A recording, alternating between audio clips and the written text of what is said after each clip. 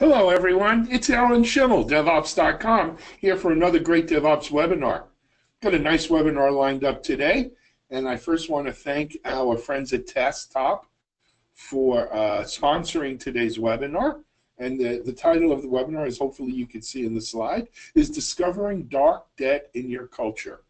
Before we get started, though, let me just briefly go over some of our GoToWebinar tips and tricks here to make this a more enjoyable webinar. First of all, we have set aside time for questions, and they will be near the conclusion of the webinar. If you folks can look at your GoToWebinar control panel, in most cases it's in the top right-hand corner of your screen, you will see a GoToWebinar section marked questions. And if you hit the little caret or arrow, it'll expand. You can see that you could type your questions in there. If you could type in your questions in real time, you don't have to worry about forgetting them. You don't have to worry about asking them at the appropriate time. They will be queued in there. We have a record of it. And even if for some reason our guests don't have time to answer your question, we have it on, we have a record of it, and they can do so in writing after the fact. So please, if you have a question about anything in our presentation today, take the time in real time. Don't wait till later. Type it in, and you're queued and ready to go.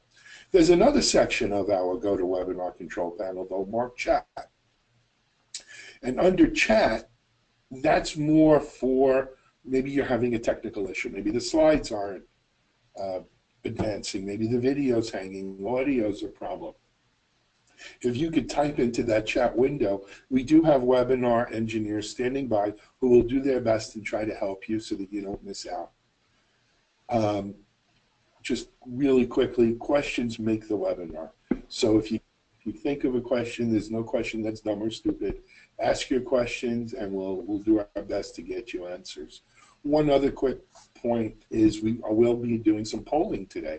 And polling questions are another great way to make these webinars interactive. I think we have 3 or 4 polling questions. But again, they're only as good as yours. It takes about a minute. They're multiple choice. Just go in, click your answers. And it's interesting to see where the audience comes out on these great polling questions. So with that being said, let's move on to today's webinar. As I mentioned, it's sponsored by TaskTop, and we have 2 excellent guests to talk about discovering dark debt in your culture. If we could advance to the next slide, and I will introduce our guest.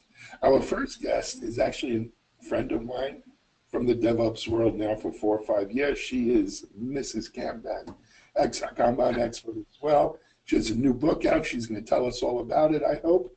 And it's Dominika DeGrandis. Dominika, welcome, and thank you for joining us. Thank you, Alan. Pleasure to be here. Okay, and our, excuse me, our second guest is from TaskTop, and it's John Rouser. Did I mispronounce that, John? Rouser, yeah. Pretty close. Yeah. I try. John, welcome, and thanks for being here. Thanks very much. Thanks for having us. So, John, I gave the audience a little bit of Dominika's background, but why don't you tell us a little bit of your background? Well, I'm the head of IT here at TaskTop, so I'm responsible for infrastructure, operations, and security in the IT world here. I'm very passionate about how those things impact the people and the culture of our organization. Great. All right, before I hand things over to our esteemed panel, you've probably noticed that this is a video webinar today. We're lucky enough to have John and Dominika with good bandwidth, and hopefully it's working for you. I'll probably be turning my video off as we get going to enable greater bandwidth sharing all around. But we're here, and I hope this works for you. We'll be interested. We don't do a lot of these on video yet. And if anyone has comments, problems, compliments, if you could let us know either via email afterwards or in the chat, it would be great. With that being said, let's turn things over and get started. Hey, thank you so much, Alan. Yep. Yeah, we thought it'd be fun to do video because when you can add visual aspects to whatever you're talking about, it's pretty helpful. Mm-hmm. So yeah, thanks very much, Alan. It was a great introduction. So our goal today, what are we here to do? Well, we want to help you recognize symptoms of cultural debt and learn ways to manage it in your organization. Give you something to think about, maybe add a new dimension to your decisions when you're making them. So what is debt? It kind of has a negative connotation to it. You might be thinking about your credit card bills or your cable bills that you haven't paid yet. So yeah, it can come off as a little bit negative, but it's a fact of life. We have these things, we have our obligations, we have our duties to keep our lives in order. And it can be a good thing. It's how we build our lives in our organizations. It helps us move at a faster pace. It's a force multiplier. It allows us to achieve a higher velocity in our organizations. It'll let us hire more people, build new products. So it can be good to take on. It can help us grow and innovate. I mean, it's the only reason I have a house now is because I was able to get long-term financing, and same thing with my first car. I wouldn't have been able to afford that with all that cash up front. And a lot of places you can, the interest on the debt is written off as an expense. So it's really a bad thing. Given the talk of this title, the first thing that I want to know is, what is dark debt? So it's the debt that's hard to see. Dark debt is invisible for the most part. You don't see it until you're actually experiencing it. And so when it comes to culture, we want to be careful. It's the product of making decisions inside really complex systems. And when it does rear its maybe sometimes ugly head, it can generate complex system failures. We were talking about how we defined it. John and I were kind of struggling, like, how do we find dark debt? And I almost came to the conclusion that it's pretty hard to define. It's like you can maybe detect it if you know what to look for, but it's just hard to see. But it's there, like a cancer. It's there, and like a cancer, cultural debt's complicated, and so we want to dive into that and talk about how to manage it. But first, let's just take the debt metaphor a bit farther. Take a step back and talk about tech debt. So we're all familiar with tech debt. It's been around for 25 years. It's become a practice and a discipline for managing it. It's really a core competency of engineering management these days. And so the word was coined in the early 90s by Ward Cunningham. He needed to justify the rework, the refactoring of existing code, of finished features, in order to fix problems that they were going to stumble across later. So he used the debt metaphor to justify it to the business, and said that if we don't pay this debt down, we're going to keep stumbling over the interest payments. The interest payments are going to keep building up and eventually could bring the company down. Yeah, I like his quote. He's saying, like, the entire engineering organization can be brought to a standstill under the debt load of an unconsolidated implementation. And that got people's, people on the business side able to understand it because of the debt metaphor. It turned some heads. So, cultural debt, similarly, we can find ourselves making decisions, maybe even compromises that borrow against the culture of our company. So we never deliberately want to hurt the culture of our company, but we can find ourselves in situations where the culture is getting hurt as a side effect of our actions. If we don't pay that down, we're going to find ourselves in an equally crippling situation. Yeah, totally agree. And so why does it matter? Why do we need to think about this stuff? Why do we need to start maybe even having a practice around managing it? Well, the effects are cascading. Every decision that creates cultural debt adds to the organization's interest payments. It adds to the complexity of the organization, and it builds up. And secondly, it impacts the whole system. So decisions that create cultural debt cross team boundaries. They go wide-ranging in the organization. Local decisions made by a single team can set up the entire organization for cultural debt. I want to make this point about misalignment. I don't think we can talk about misalignment enough.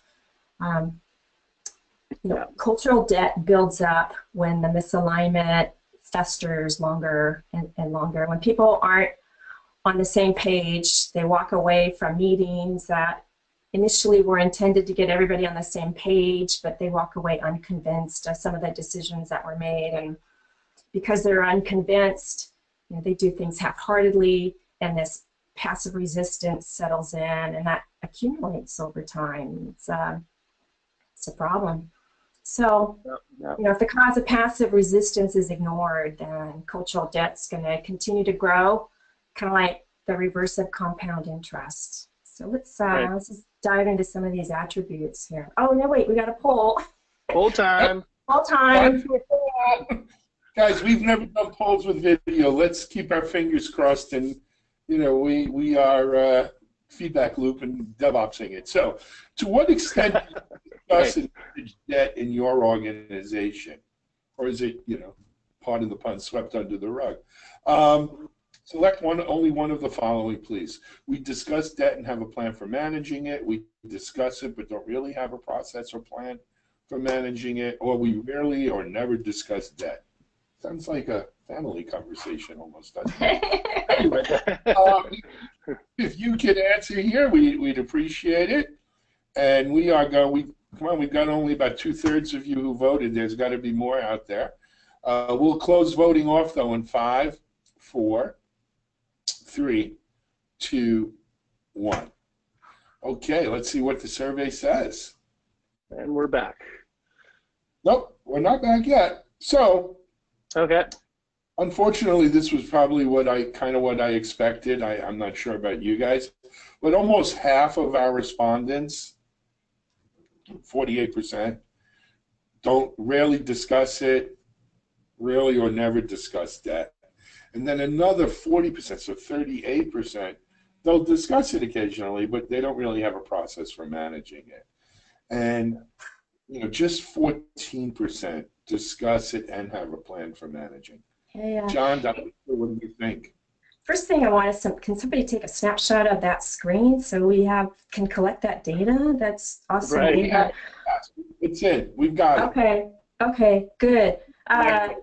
It's kind of sad to see those numbers, but I'm not surprised. This is the culture debt's sort of like the taboo topic. It's not the easiest thing to talk about.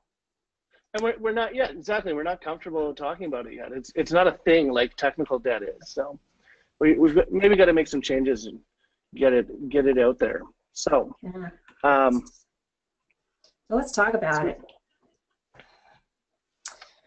Hey guys, before we talk about it, just real quickly, I see some good questions already popping into the question queue, and thank you very much. But if you have more folks, now's the time to get them in there so we can get to them at the right time. I'm sorry, go ahead. Yeah, no, I was just saying, when we talk about art culture, we need to discuss these fundamental attributes because it drives people's perceptions and experiences in the organization. And these are the things that organizations borrow against. Each one is something that a decision that gets made can negatively impact the organization's culture. So we're going to touch on some of these briefly.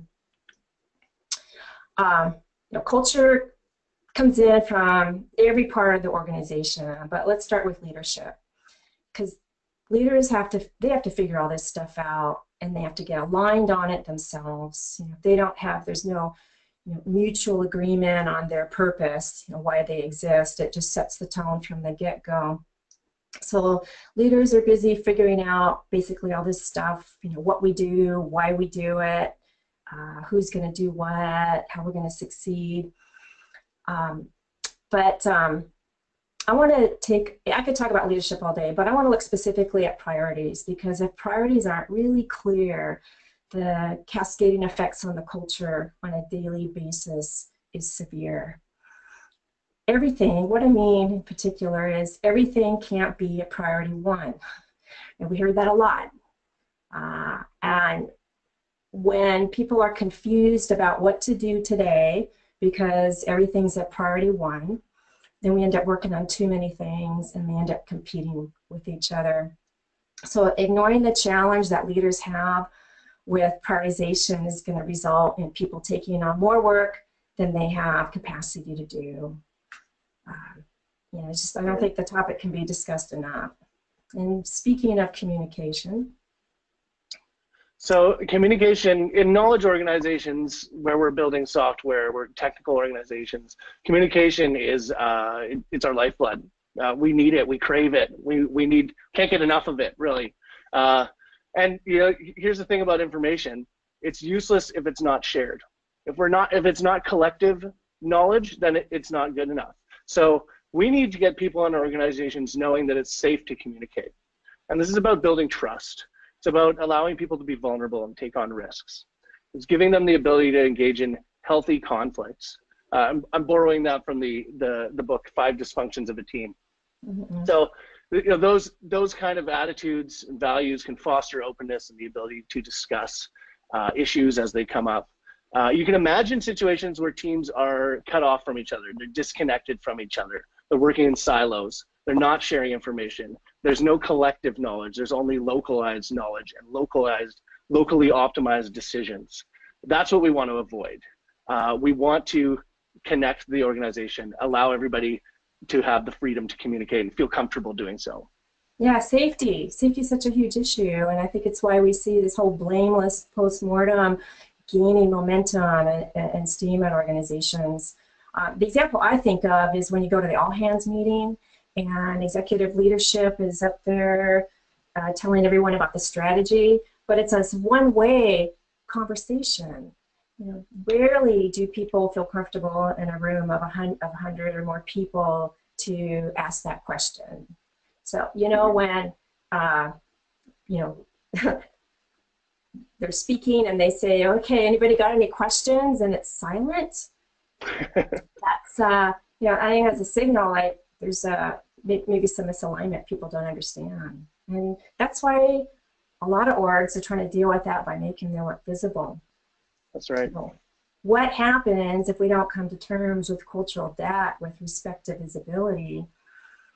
Well, the point is it's hard to manage invisible work. Invisible work gets forgotten about. It doesn't show up in the metrics, and managers can't help people if they're blindsided by it.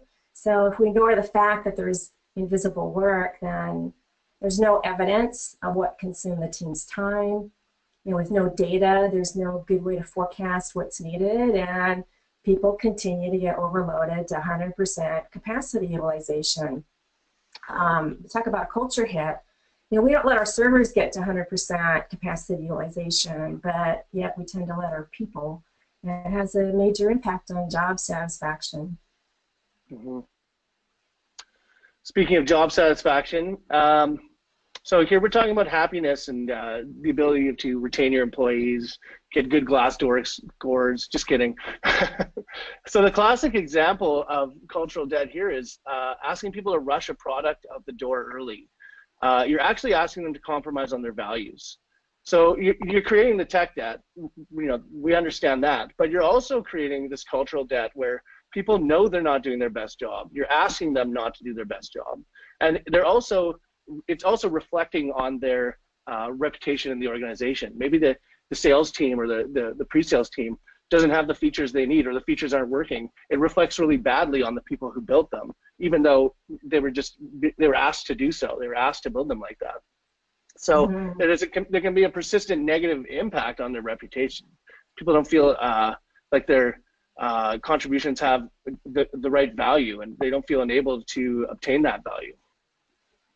Good point. I always hear that people leave their job because of their manager or some disconnect with their manager, but it seems to, I don't know, the whole cultural aspect of people being unhappy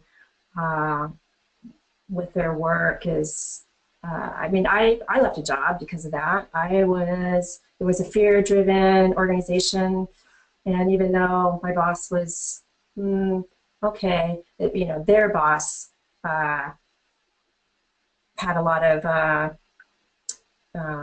you know, fear-driven management that I wasn't really happy about, and I ended up leaving. And so burnout and attrition, big problem with lack of job satisfaction.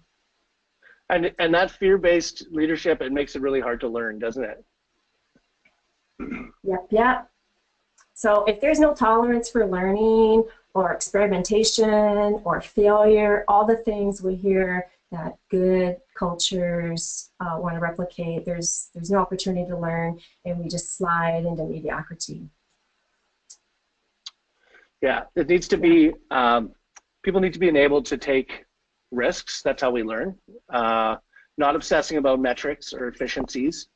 Giving people the ability to experiment, test, and that's testing is not tied to success or failure. It's tied to learning outcomes. Yeah, and we say that all the time. It's not easy though. We just want to recognize that that's not easy. And so we're going to ask for your input here with another poll. Another poll. Here we go. Here we go on the poll, guys. Are we ready? So which of these ingredients of culture influences your decisions? And again, I think it's just select one of the following: leadership, philosophy and values, communication, visibility of information flow, job satisfaction, learning climate. And again, only a few of you have voted. Come on, folks. Get involved. Get them in there. There we go. And we'll close this off in 5, 4, 3, 2, 1. Voting closed. Survey settled. All right, so we got a little more diversity here. Oh, look at that. Visibility of information flow. Nice. 1/3 of respondents cited that. Visibility is so key, so important. What about learning climate being so low, though, guys? What do you think about that? I don't know. My first thought is that people on the call have leadership that understands the need for a good learning climate, that they're in training, they have time to take classes and do cross-training. You know, maybe the other thing, you know, maybe the learning climate isn't great, but the other items are much more of an issue. Yep. Right. I mean, I will just quickly and then turn it back to you guys. Surprise leadership and then communication were not 1 and 2. I would have picked that because I think a lot of times with culture and that type of thing, leadership is so important. And it was 27%, but anyway. Yeah. Interesting. It's interesting. All right. So this next section is going to be about what we call cultural debt catalysts. And these are the things that deserve some consideration from you because, you know, they can easily increase your debt if we don't pay attention to these. When you get wind of these upcoming things, pay attention, right? Because here's where you might be contributing or adding on to cultural debt. And so first step is back to priorities. Competing and conflicting priorities result in all kinds of bad stuff. Stale work, right? That's work that just sits on hold, like in the bottom of this board here, and that horizontal swim lane that says work that is on hold because they're working on all these other things. With that stale work, it means that work takes longer to do, so your cycle time increases, your throughput goes down, your quality goes down. And you can see that if you're capturing the right kind of metrics, and it's why collecting the right kind of metrics is so important. When you can see the delay and the waste from what I call zombie projects and blocked work, pay attention to the energy in the culture. A zombie project, actually that term came from Don Reinertson. That's a project that it doesn't get the love it needs. It doesn't get the budget, it doesn't get the resources, it doesn't get the head count, but nobody wants to kill it. But it's just sitting there and it consumes people's energy. And so the question I have for you folks is kind of an exercise, a takeaway is, how do you prioritize? That's really a key thing, is explicitly figuring out what the prioritization policy is. You know, are conflicting priorities an issue for you? How do you prioritize? If it's all from the highest paid person's prioritization, the hippo prioritization, then we can be at the mercy of their cognitive bias. Sometimes we're wrong when we're really confident. So keep that in mind. I'll tell you something, Dominica, that everybody who puts a ticket in my help desk thinks that it's priority #1. So yeah, if everything's a priority 1, nothing is a priority 1. But culture is mutable, and with new leadership or a different perspective on leadership, an environment with one kind of culture can change into another. Sometimes that's a massive, big change. This is our J-curve change here. Massive, big changes. If you're doing an agile transformation, especially if it's like difficult to execute, can bring about resistance, and that's what this picture is trying to show here. The y-axis is your level of performance. The x-axis is time. And introducing a great big change that is usually met with resistance, and so performance tanks. Why? Because you have to train people, you have to use new tools, maybe have to hire new people, maybe you have to sunset some tools. And eventually, if that trend keeps going, you fall into chaos. If the performance sinks low enough, somebody ends up getting fired, and it can take a long time before you get back up to integrating your new good practices into your system. Yeah, you mentioned tools there. Yeah. We see that a lot here, where people here at TaskTop, where people are, our customers are perhaps bringing on new tools to accommodate specific needs for a team. Maybe it's sales and they're bringing on Salesforce, or IT team is bringing on ServiceNow, engineering is using Jira, and this best of breed approach, giving the teams the tools they need to perform their complex jobs, complex tasks. It actually creates divisions in the organization. It cuts people off from information, cuts people off from processes. It reduces visibility in the work that's being performed.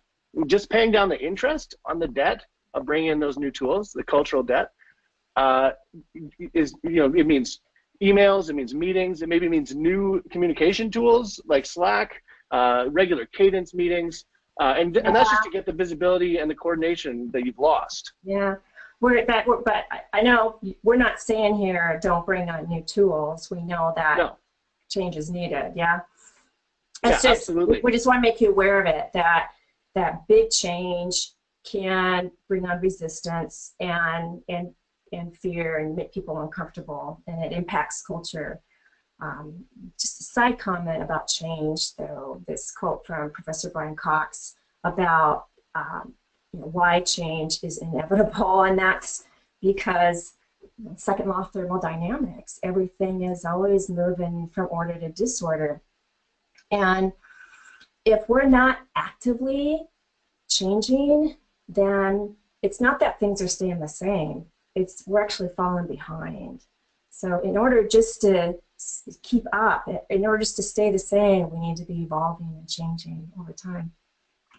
Yeah, and going back to that tooling example, you think about the DevOps space and the tools in the DevOps space. It's growing exponentially every day, and because we need those tools, they do things that they do specialized work that we have to have. We need to adopt those tools. It's the right decision to do so.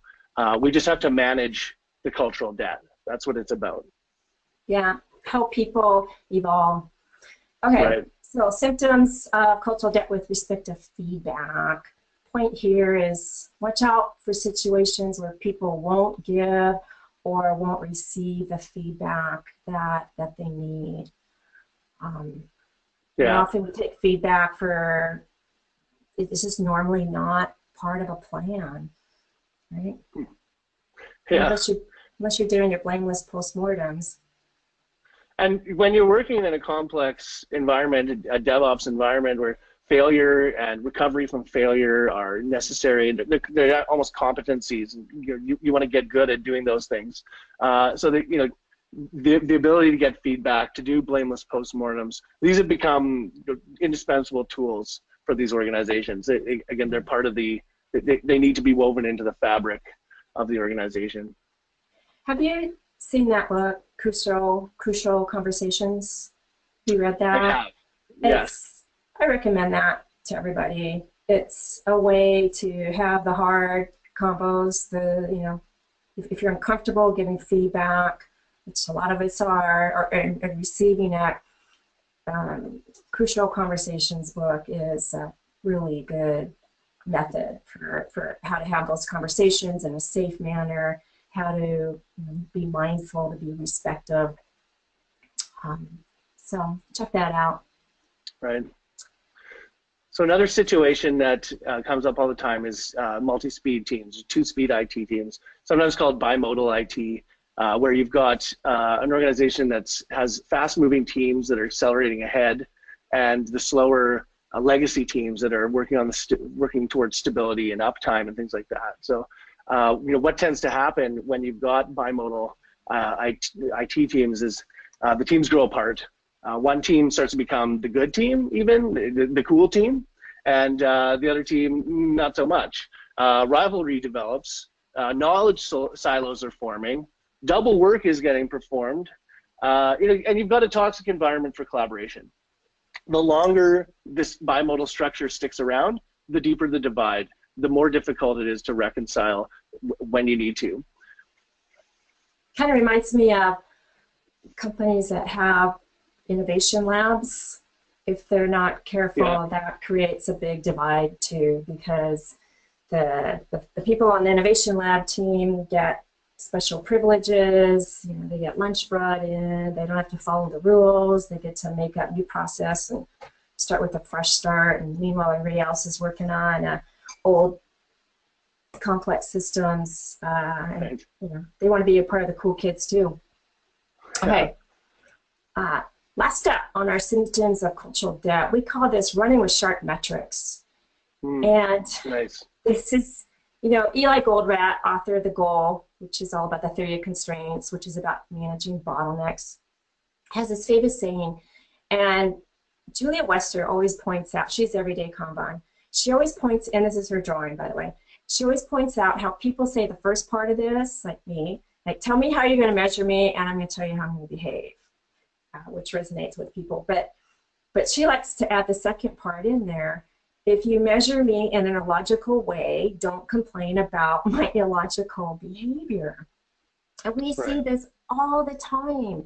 If people are being targeted to, say, reduce their cycle time by 15% or something, what happens? If there's no other metrics that are going to balance that metric out, then people are going to start to game the system based on how to reduce their cycle time. And so how do they do that? They say, and this is a true story, they, at an organization I worked at, they said, well, you know what? Let's just measure cycle time from Monday through Friday. And now all the weekend work we do, and this was a disaster because the metrics were wrong, people knew it. All metrics are based on assumptions, and all you have to do to challenge the metric is question the assumption. So keep that in mind.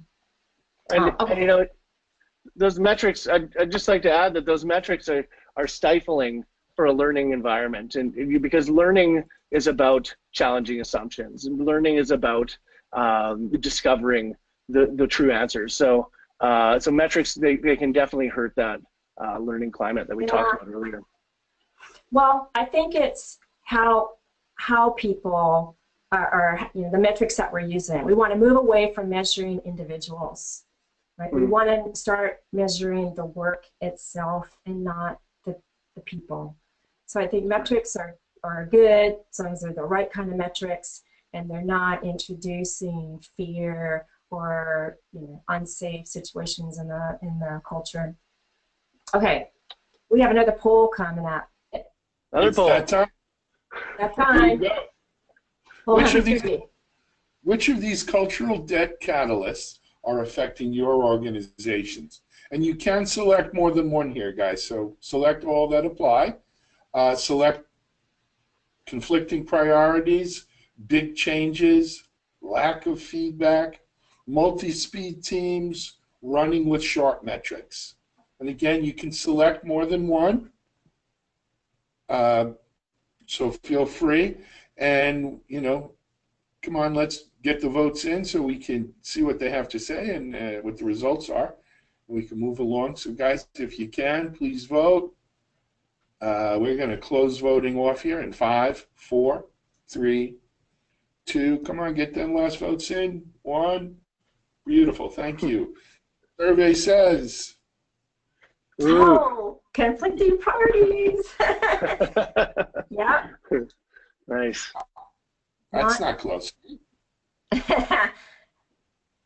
I'm happy to see that, actually, because I think I've been talking about it for a while, and it's huge impact to our culture, and I think we need to find better ways to bring visibility to conflicting priorities so people can figure out what to do about it. And speaking about what to do about things, this third section here is on cultural debt management. We wanted to cover kind of like these 3 parts with understanding the symptoms, creating safety, and then visualizing the flow of work. And so here's kind of got like one slide all on this summary of cultural debt. You know, what are the early indicators and what are the like we're in trouble indicators? It's kind of what this list is here. Like how do you know you have a misalignment problem? You know, I feel like I covered conflicting priorities pretty good earlier on and unplanned work. But when we start to see finger pointing, that's a signal for us to come together and start using some of the lessons that people have learned on how to carry out blameless postmortems, how to make these conversations safe, how to find a format, a forum that gives people an opportunity to provide their input and feel safe about doing it. Otherwise, we get the finger pointing. Yeah, these to me are kind of like code smells. So if you're familiar with code smells, the code smells are surface level indications in source code that usually correspond to a deeper problem in the overall system. So when you see a bunch of code smells building up, that's the time to start looking at refactoring your code. Now you see a bunch of these cultural smells building up. Maybe it's time to start looking at some of the decisions that you may have made in the past that are that need to be looked at, need to be rethought. I don't want to say refactor your organization. I wanted to say that, but I didn't say it. So. When you hear things like that won't work here, these, you know, but we've always done it this way. These change aversion comments is a cue for you to understand the need to start talking more about change and talk about if we're not changing, we're falling behind. Like we have to change, but we invite you to, we want to hear your feedback, we invite your input so that people feel that they're at least listened to, right? Right. Makes them get, you know, even if their suggestion wasn't implemented, at least they know that they were heard and it was considered. Right. So when it comes to psychological safety, here's a model for you to study. It's the Western model, originated in 2004, and it was originally used in high variability industries such as the medical field. And it's been around for a few years in the DevOps community.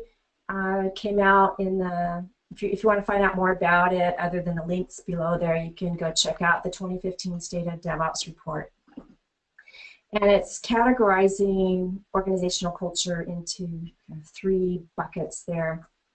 And the first is the pathological culture. This is the traditional command and control organization.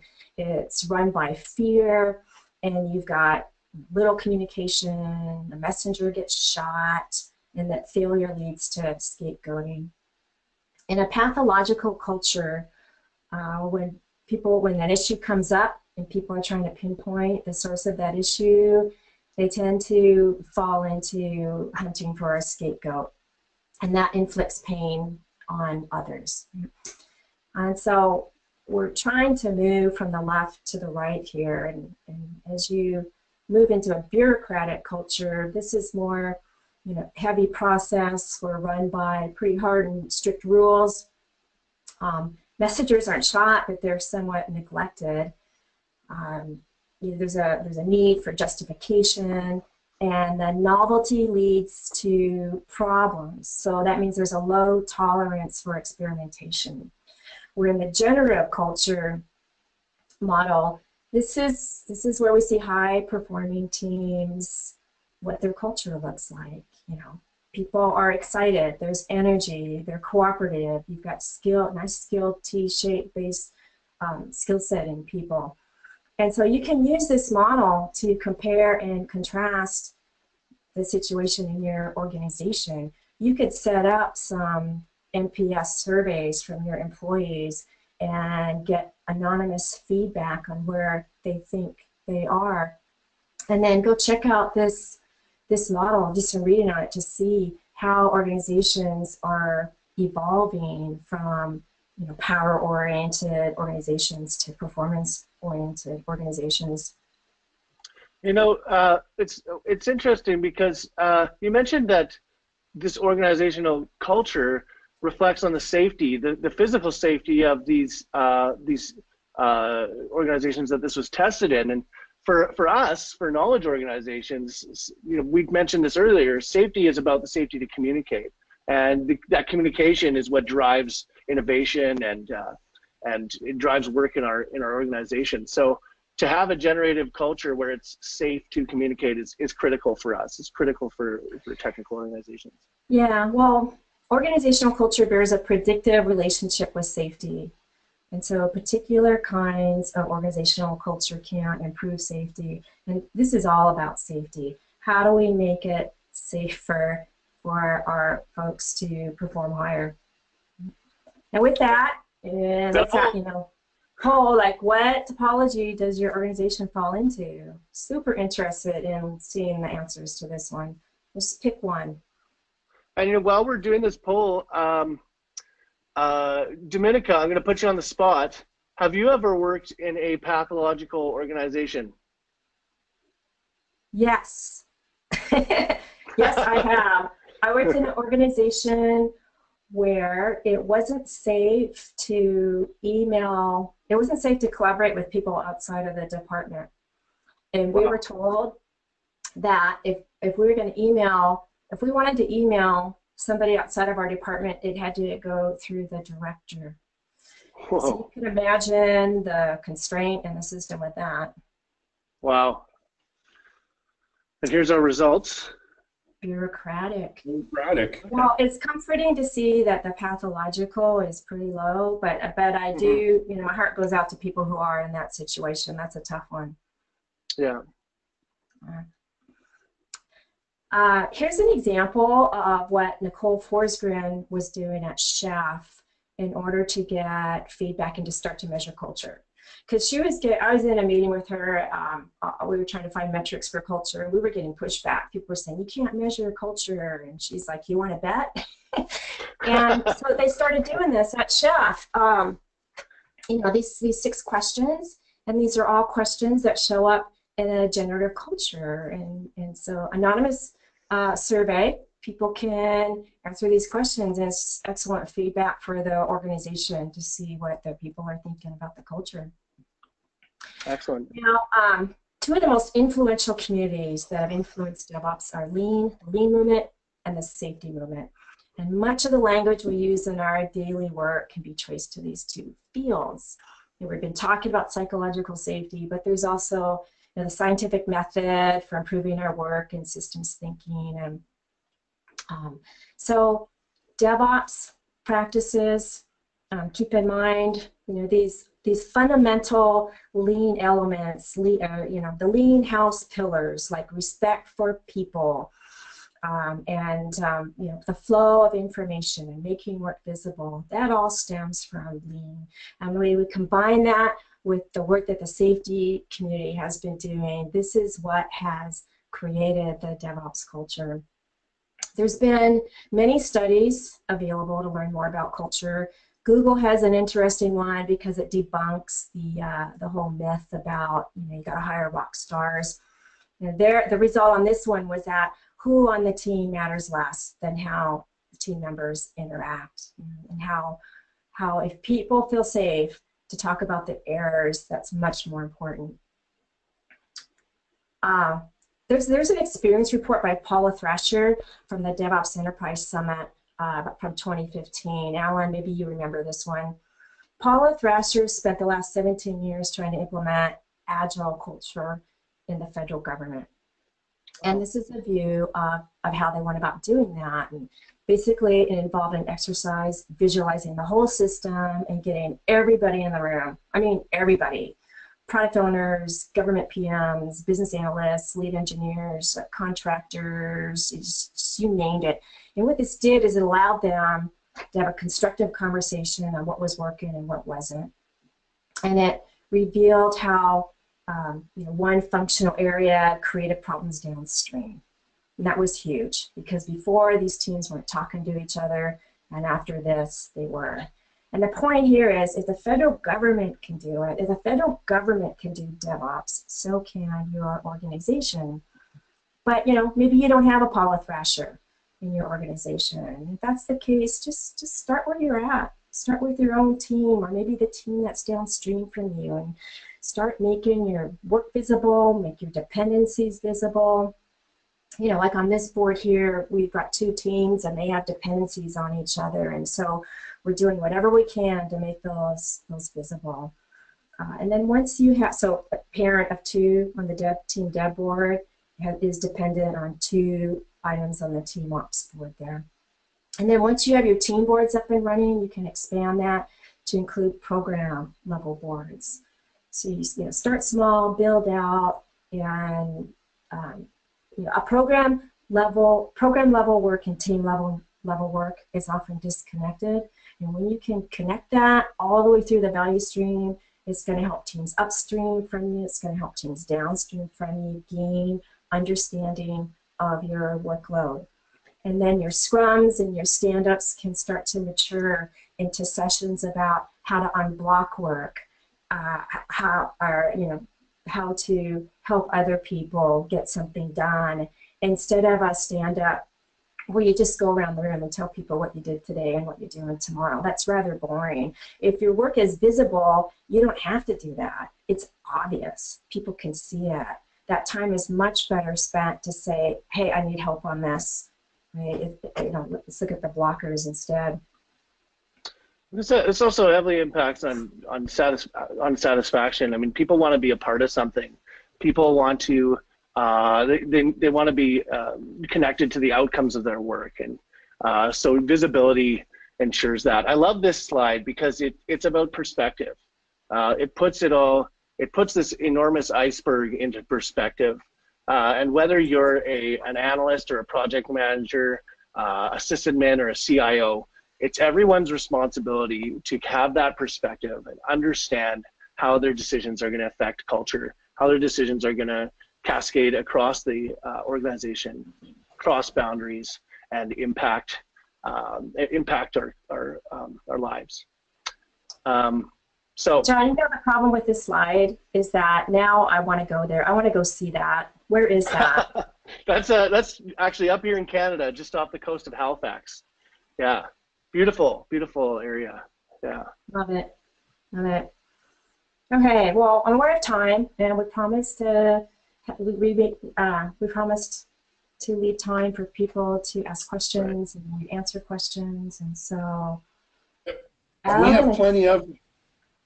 Okay.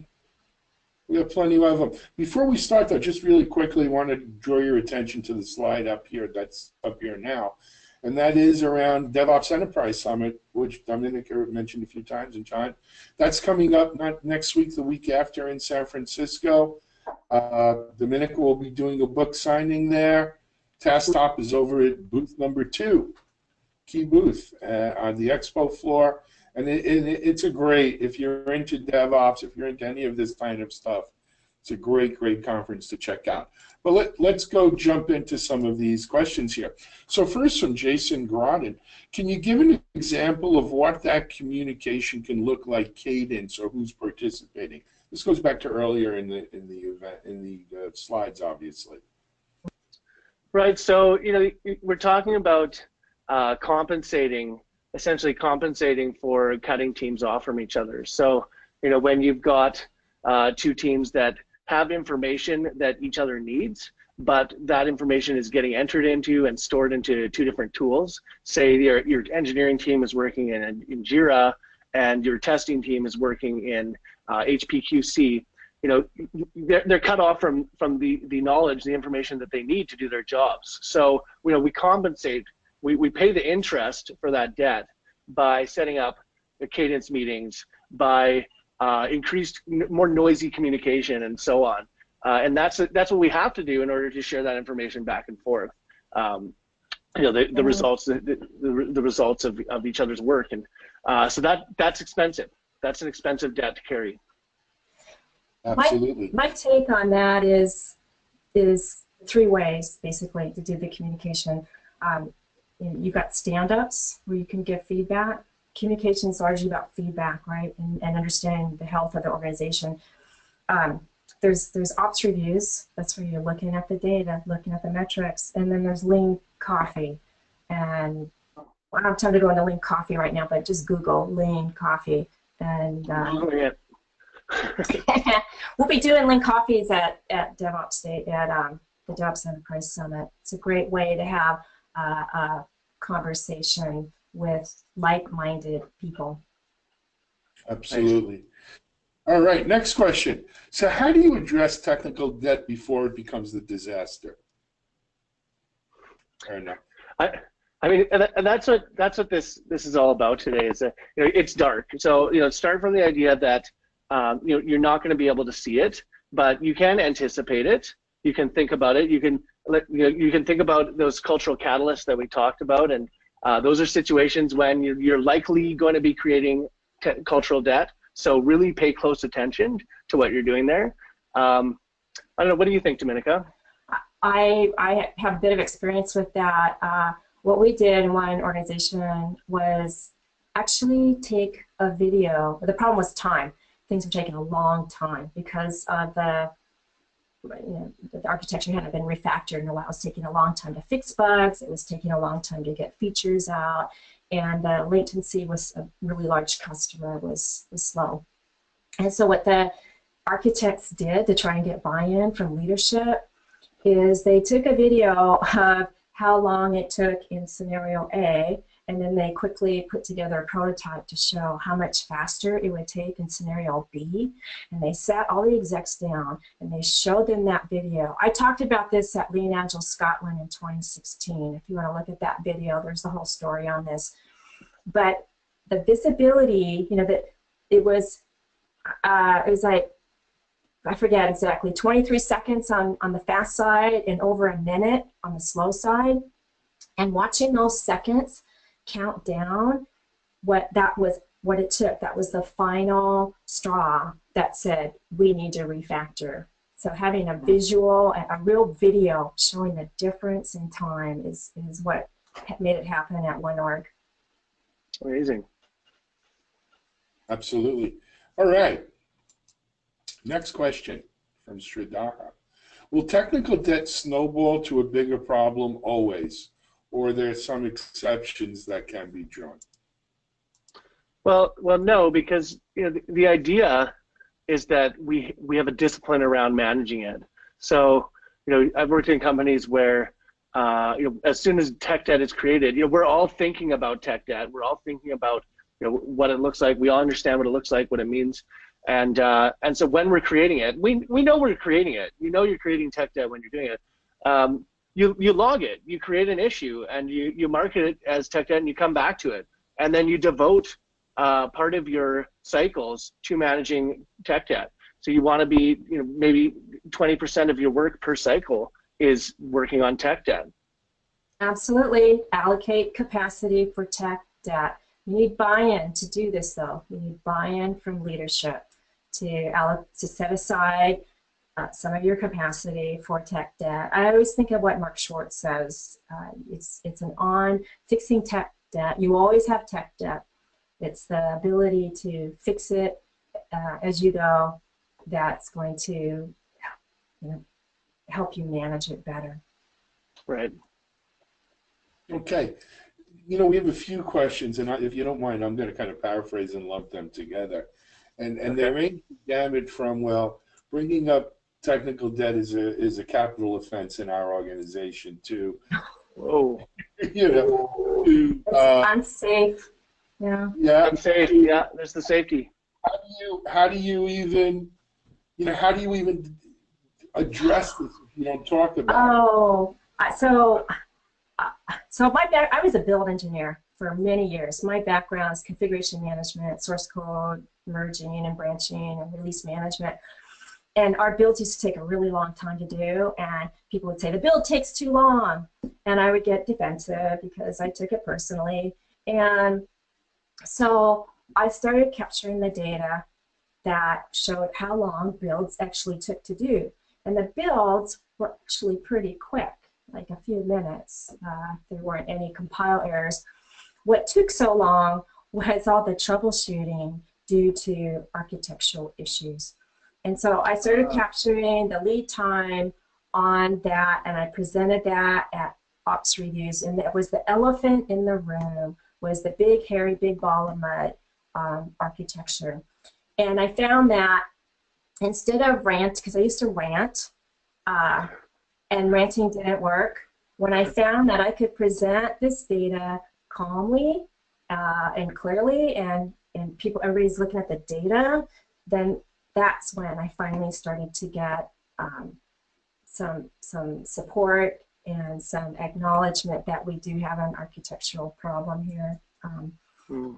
It's not, I'm not saying it's easy, but I'm just saying if you can show the data, it helps give you some credibility when you're trying, and if you can do it in a respectful manner and not rant like I used to do, it will help you.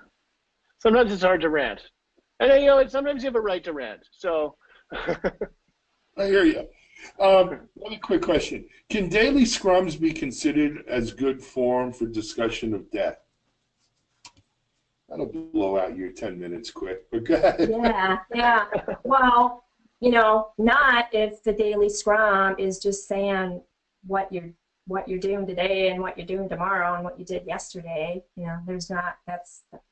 needs to be, the topic needs to be related around something that's about cultural debt, not just what, if you're going around the room and everybody's saying what they did, what's the focus of the scrum?